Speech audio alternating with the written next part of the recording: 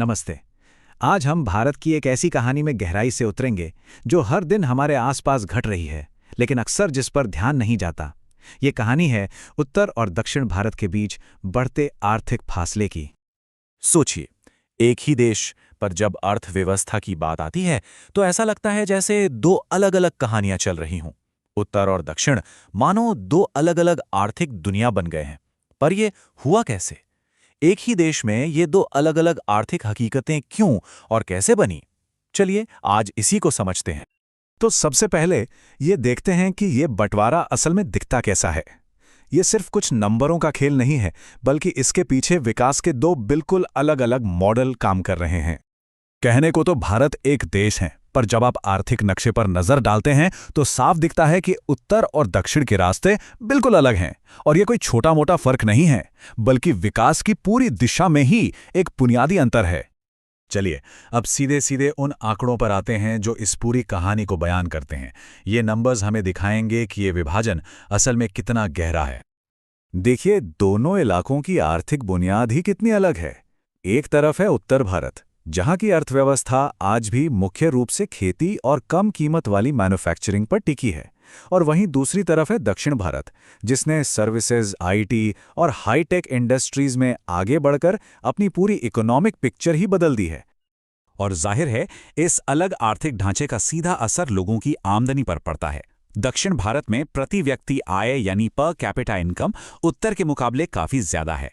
ये साफ साफ दिखाता है कि अर्थव्यवस्था का तरीका लोगों की जिंदगी को सीधे तौर पर कैसे छूता है। ये ग्राफ तो कहानी को और भी साफ कर देता है। साल 1991 जब भारत ने अपनी इकोनॉमी को दुनिया के लिए खोला, वो एक बड़ा टर्निंग पॉइंट था। यहाँ देखिए, उसके बाद से देश की जीडीपी में दक्षिण का हिस्सा कितनी तेजी से बढ़ा है, जबकि उत्तर का हिस्सा धीरे धीरे कम हुआ है। इकोनॉमिक पावर का ये शिफ्ट बहुत बड़ा है। तो एक नज़र में देखें तो तस्वीर कुछ ऐसी बनती है। इंडस्ट्रियल बेस दक्षिण में बैंगलोर, चेन्नई जैसे मजबूत सेंटर्स हैं, जबकि उत्तर में ये उतना विकसित नहीं है।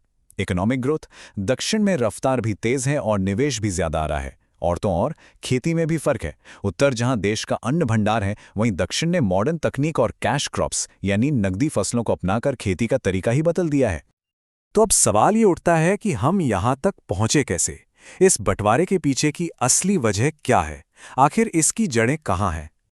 देखिए, ये जो आर्थिक विभाजन है ना, इसकी जड़ें बहुत गहरी हैं। ये सिर्फ पिछले कुछ सालों की बात नहीं है। इसके कारण हमारे इतिहास और हमारी नीतियों में छिपे हैं। अगर हम दक्षिण के सफर को देखें तो वहां ऐतिहासिक रूप से ज्यादा स्थिरता रही है, जिसने लगातार विकास के लिए एक अच्छा माहौल बनाया।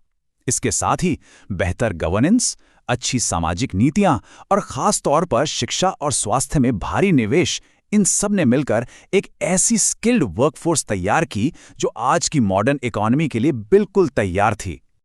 और इसके ठीक उलट उत्तर भारत को देखें तो यहाँ का इतिहास बिल्कुल अलग रहा है। बार बार के हमलों की वजह से यहाँ वो स्थिरता कभी बन ही नहीं पाई। ऊपर से तेजी से बढ़ती आबादी का दबाव और शिक्षा, स्वास्थ्य जैसी जरूरी सेवाओं तक कम पहुंच, इन सब ने मिलकर यहाँ की चुनौतियों को और भी बड़ा बना दिया। तो ये सब समझने के बाद अब हम आते हैं सबसे आखिरी और शायद सबसे जरूरी सवाल पर कि भविष्य में क्या होगा। तो कहानी एकदम साफ है। अलग अलग इतिहास और अलग अलग नीतियों ने एक ही देश के अंदर दो बिल्कुल अलग आर्थिक हकीकतें बना दी। आज हम जो ये फर्क देख रहे हैं, ये रातों रात नहीं बना, बल्कि ये दशकों और सदियों में लिए गए फैसलों और हालातों का नतीजा है। और ये हमें आखिर में इस सबसे बड़े सवाल पर लाकर खड़ा कर देता है। ये जो बढ़ता हुआ आर्थिक विभाजन है, ये भारत के भविष्य को किस दिशा में ले जाएगा? क्या ये खाई और भी चौड़ी होगी या फिर देश इसे भरने के लिए कोई नया रास्ता खोजेगा? इसका जवाब ही भारत की आने वाली दिशा तय करेगा।